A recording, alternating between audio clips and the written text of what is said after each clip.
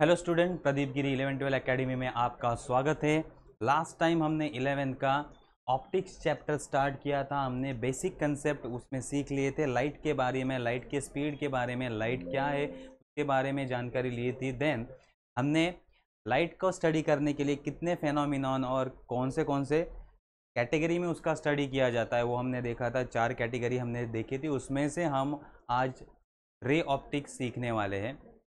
हम ray optics सीखने वाले थे। जो भी हमने कैटेगरीज देखी थी, हमारी वेव नेचर, पार्टिकल नेचर और हमारा ऑप्टिक्स, ऑप्टिक्स आज सीखने वाले थे। 3 में से 2 हम 12th में सीखने वाले और ऑप्टिक्स हम 11th में सीखने वाले, ठीक है। तो ऑप्टिक्स में हमने बेसिक 4 लॉ स्टडी कर लिए थे। Law of reflection, light travel in a straight line, and वो 2 लाइट मिक्स होती है तो अनडिवाइडली मीन्स किसी को डिस्टर्ब ना करते हुए अपने अपने रास्ते चली जाती है। तो वो हमने 4 लॉ देखे थे। आज जो हम टॉपिक सीखने वाले हैं that is Cartesian sign convention.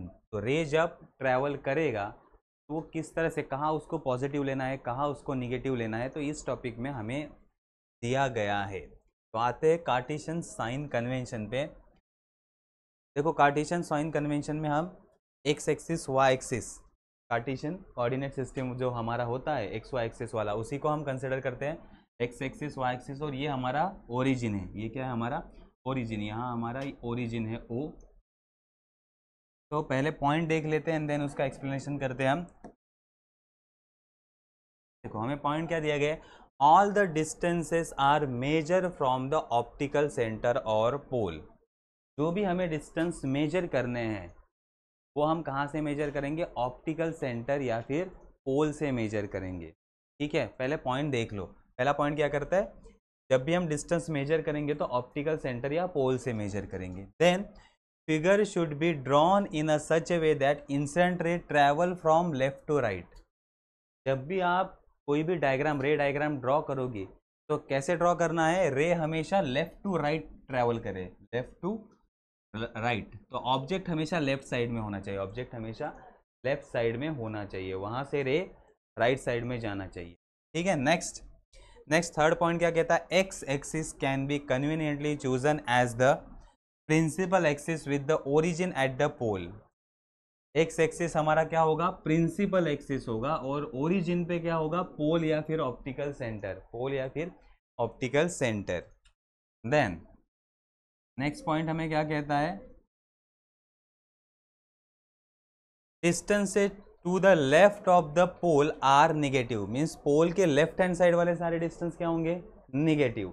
और पोल के राइट हैंड साइड वाले डिस्टेंस क्या होंगे? सारे positive. And right of the pole are positive, ठीक है। Next, the distance above the principal axis are positive. Distance above the principal axis are positive and distance below the principal axis negative. तो principal axis के ऊपर जितने भी distance होंगे वो positive होंगे, प्रिंसिपल एक्सिस के नीचे जितने भी डिस्टेंस होंगे वो नेगेटिव होगी। अब हमने वो डायग्राम तो ड्रॉ किया है, लेकिन एक और डायग्राम ड्रॉ करते हैं अच्छे से समझने के लिए, ठीक है।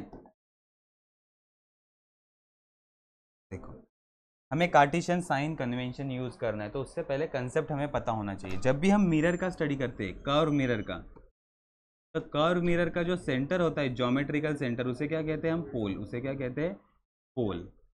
और लेंस का जो सेंटर होता है उसे कहते हैं ऑप्टिकल सेंटर। उसे क्या कहते हैं? ऑप्टिकल सेंटर, ठीक है। ये हमारा लेंस है, तो लेंस का जो सेंटर होता है वो ऑप्टिकल सेंटर, और कर्व मिरर का जो सेंटर होता है geometrical centre, that is pole. Then अगर इससे हम फियर कंप्लीट करें तो इस कर्व का एक सेंटर होता है, this is known as a centre of curvature. इसे हम क्या कहते हैं? Centre of curvature. और सेंटर ऑफ कर्वेचर और पोल से पास होने वाली लाइन क्या होती है? Principal axis. Centre of curvature और पोल से पास होने वाली लाइन क्या होती है? Principal axis. तो अब हमारे पास प्रिंसिपल एक्सिस है। तो आते हैं अब हम एक एक पॉइंट पे।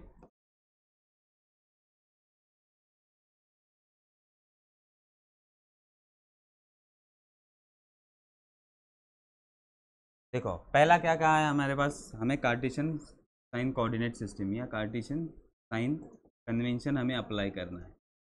ये हमारा ओरिजिन है,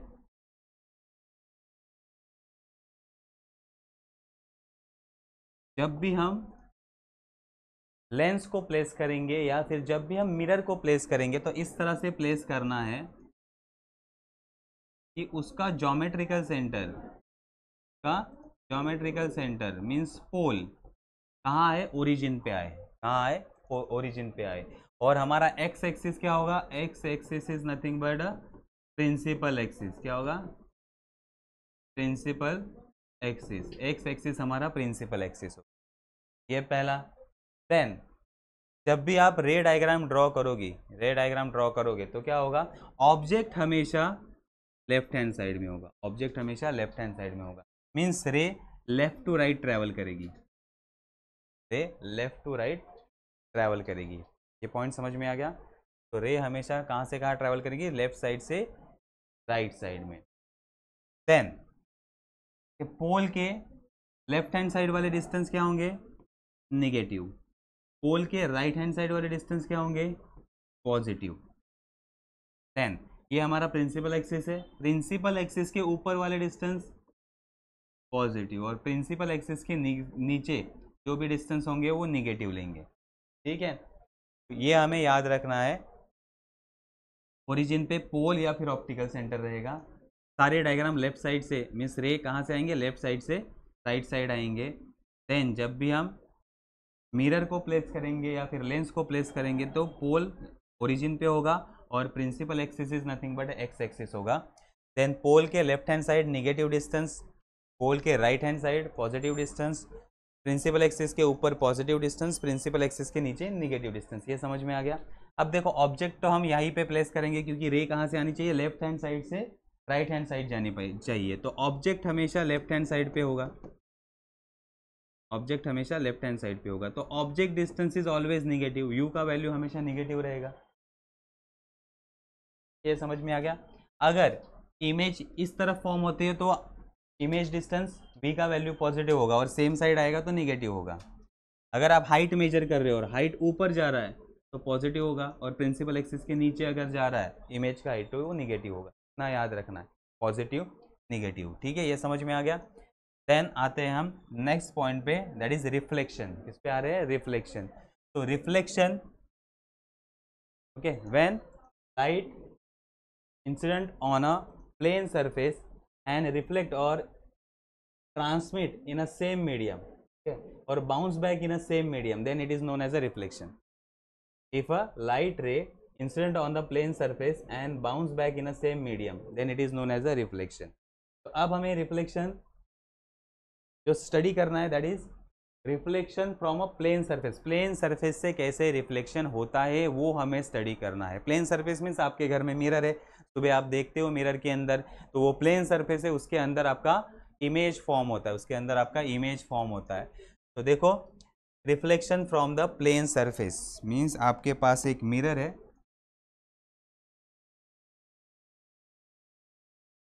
और इस मिरर के अंदर आप अपना इमेज देख रहे हो, आप अपना इमेज देख रहे हो।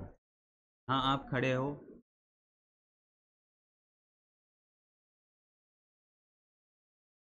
तो आपका इमेज बनेगा,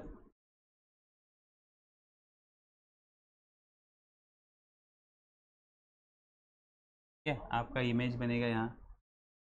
ये हमारा ऑब्जेक्ट और ये इमेज।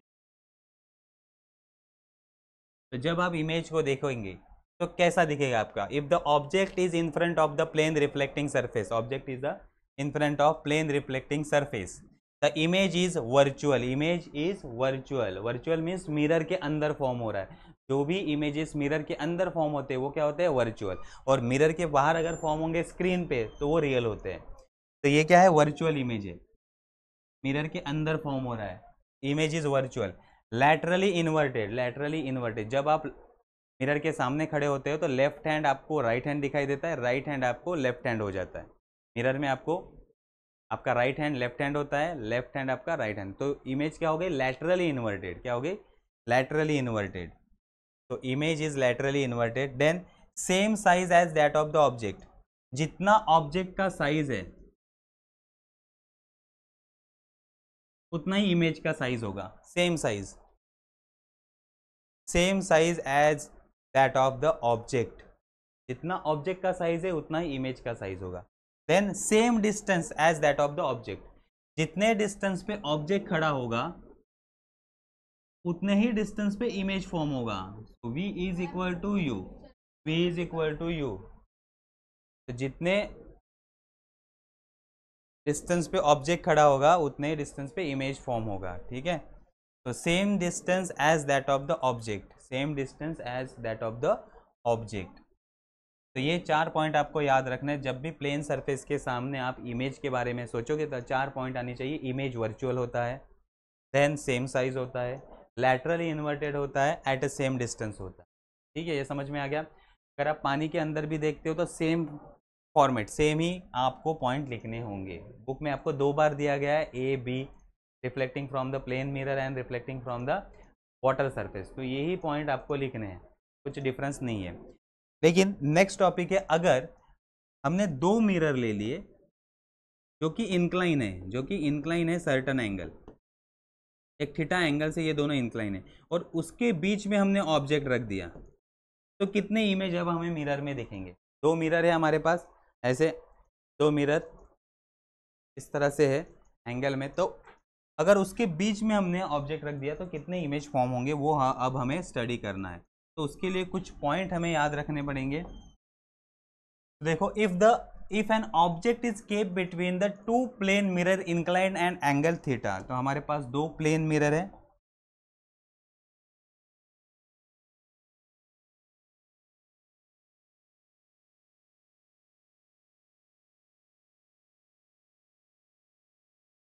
मिरर 1, मिरर 2, और इन दोनों में एंगल कितना है? थीटा। इन दोनों में एंगल कितना है?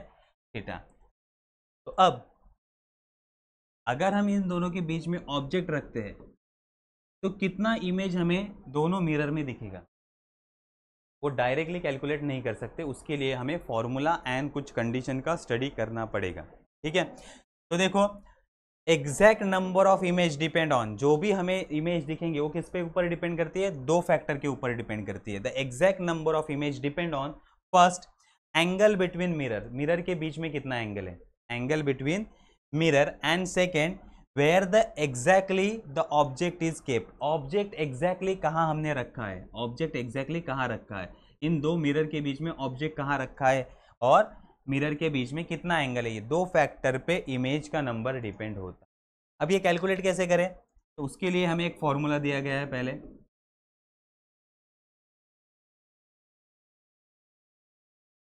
तो it can be obtain as follow, it can be obtain as follow. पहले हमें एक नंबर कैलकुलेट करना होगा, calculate n is equal to 360 divided by theta. तो ये आपको याद रखना है, n is equal to 360 divided by theta. It can be obtain as follow, पहले हमें क्या कैलकुलेट करना होगा? n नंबर कैलकुलेट करना होगा। n नंबर क्या होता है? 360 डिवाइडेड बाय थीटा, ये हमारा n नंबर है। देन हम कहेंगे कि capital N is number of image seen, capital N हमारा क्या है? Number of image seen. तो इस नंबर से हमें इमेज का नंबर निकालना है। कैसे निकालना है? उसके लिए हमारे पास 4 कंडीशन है, उसके लिए हमारे पास 4 कंडीशन है। देखो, पहला कंडीशन क्या कहा है? If n is a even integer, n का वैल्यू क्या है हमारा? Even integer. If n is a even integer and object anywhere, object anywhere, तो हमने 2 प्लेन मिरर के बीच में ऑब्जेक्ट को रख दिया, कहीं भी रख दो ऑब्जेक्ट को, कहीं भी रख दो, ये हमारा ऑब्जेक्ट होगा, ऑब्जेक्ट को कहीं भी रख दो, और n का वैल्यू क्या आ रहा है? n का वैल्यू इवन आ रहा है। देन इमेज का नंबर क्या होगा? n is equal to n minus 1, इस नंबर से एक को माइनस करना है, इतने इमेज फॉर्म होंगे। ठीक है, इवन के लिए क्या करना है? n is equal to n minus 1। Then if n is a odd integer, अब n का वैल्यू ऑड आ गया, if n is a odd integer an object exactly on the angle bisector, अब हमने कहाँ रखा है ऑब्जेक्ट को? एंगल बाइसेक्टर पे, तो ये है एंगल बाइसेक्टर, एंगल को डिवाइड करने वाला लाइन, तो एंगल बाइसेक्टर पे हमने ऑब्जेक्ट को रखा है। उस केस में इमेज कितने फॉर्म होंगे? n is equal to n minus 1, कितने फॉर्म होंगे? n minus 1। ठीक है, अब next case, if if n is a odd integer, once again odd integer के लिए दो केसेस है, if n is a odd integer an object of the angle bisector, object कहा है ऑफ द एंगल बाइसेक्टर, ऑफ the angle बाइसेक्टर मीन्स ये एंगल बाइसेक्टर है, एंगल बाइसेक्टर को छोड़ के कहीं भी हमने ऑब्जेक्ट रख दिया है, एंगल बाइसेक्टर को छोड़ के, तो इमेज कितने फॉर्म होंगे, n is equal to small n, n is equal जितना हमारा नंबर आया है उतने ही इमेज फॉर्म होंगे। And last if n is a not integer, अब n इंटीजर ही नहीं है तो n का वैल्यू पॉइंट में आ गया, n इज इक्वल टू 3.8 या n इज इक्वल टू 8.5, उस केस में हमें क्या कंसिडर करना है, n is equal to m, where m is a integral part of n, तो इंटीग्रल पार्ट कौन सा है, 3 is a integral part, 8 is a integral part, उतना ही कंसिडर करना है, ये पॉइंट वाला आगे वाला नंबर हमें नहीं लेना है। ठीक है, कंडीशन समझ में आ गए, चारों केसेस समझ में आ गए। इवन के लिए एक केस है, इवन होगा तो n-1, ऑड होगा और एंगल बाइसेक्टर पे होगा तो एक माइनस करना है, ऑड होगा और एंगल बाइसेक्टर पे नहीं होगा, ठीक है, ऑफ द एंगल बाइसेक्टर होगा तो n is equal to n, and अगर इंटीग्रल नहीं होगा तो n is equal to m। चलो कुछ एग्जाम्पल से हम स्टडी करते हैं, कुछ एग्जाम्पल से स्टडी करते हैं। चलो पहला एक एग्जांपल लेते हैं, if theta is equal to 120, theta is equal to 120 and object on angle bisector, object कहाँ है, angle bisector, exactly on angle bisector. तो देखो दो मिरर है, 120 डिग्री पे है और इमेज कहाँ पे बन रहा है और ऑब्जेक्ट कहाँ रखा है हमने, एंगल बाइसेक्टर पे। तो पहले हमें क्या कैलकुलेट करना है, तो पहले हमें कैलकुलेट करना है n is equal to 360 divided by theta, 360 divided by theta that is 360 divided by 120, कितना आएगा, आंसर आएगा 3। अब ये क्या है, ऑड इंटीजर है, ये क्या है, ऑड इंटीजर, तो हमारे पास केस क्या है, ऑड इंटीजर और ऑब्जेक्ट ऑन एंगल बाइसेक्टर। तो देखो केस क्या है, odd integer and object exactly on angle bisector, तो n का वैल्यू क्या होगा, n is equal to n-1, तो नंबर ऑफ इमेज क्या लिखेंगे हम, number of images n is equal to n-1, n का आंसर कितना आया है 3, 3-1, therefore n is equal to 2, n is equal to 2। समझ में आ गया। अगर यही केस हम लेते हैं,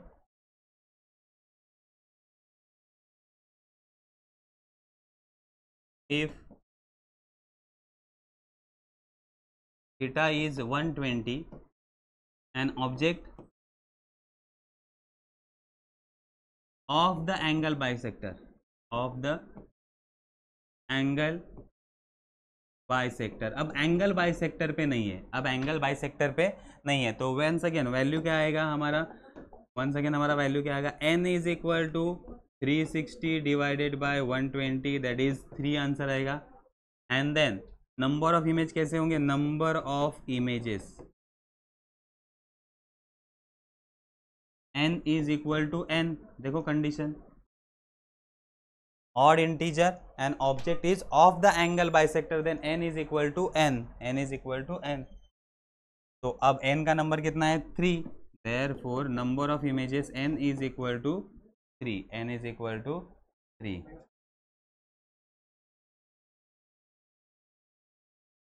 अब आते हैं और एक न्यूमेरिकल देख लेते हैं हम, और एक numerical, suppose theta is equal to 110 है, 110 और ऑब्जेक्ट एनीवेयर है, ऑब्जेक्ट क्या है, एनीवेयर, ऑब्जेक्ट कहाँ रखा है हमने, एनीवेयर, कहीं भी रखा है, कुछ लेना देना नहीं है, एंगल बाइसेक्टर पे रखो उसके बाहर रखो, देन कितना इमेज फॉर्म होंगे, तो n is equal to 360 divided by theta that is 360 divided by, तो n इज इक्वल टू कितना आएगा,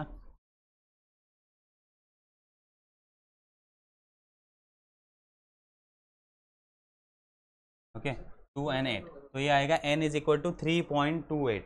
अब देखो ये इंटीजर नहीं है, नॉट इंटीजर, तो कौन सा केस हम अप्लाई करेंगे, if n is not integer, if n is not integer then n is equal to m, n is equal to m। तो m वाला केस कौन सा है? Number of image,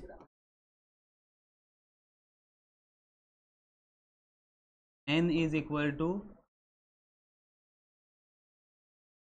capital N is equal to m, m means integer part, therefore n is equal to 3, n is equal to 3। तो कितने image form होंगे उस mirror में? 3 इमेज फॉर्म होंगे। कितने इमेज फॉर्म होंगे? 3 इमेज फॉर्म होंगे, ठीक है। देन और एक केस लेते इवन वाला, if theta is equal to 60 degree और ऑब्जेक्ट एनीवेयर, ऑब्जेक्ट कहीं भी रखा है दो मिरर के बीच में, एनीवेयर, उस केस में क्या कैलकुलेट होगा? n is equal to 360 divided by theta, that is 360 divided by 60। 6 even integer है, क्या है? Even integer. और इवन इंटीजर के लिए एक ही केस है, इवन इंटीजर के लिए हमारा एक ही केस है।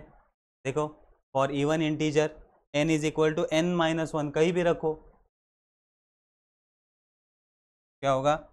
Therefore number of images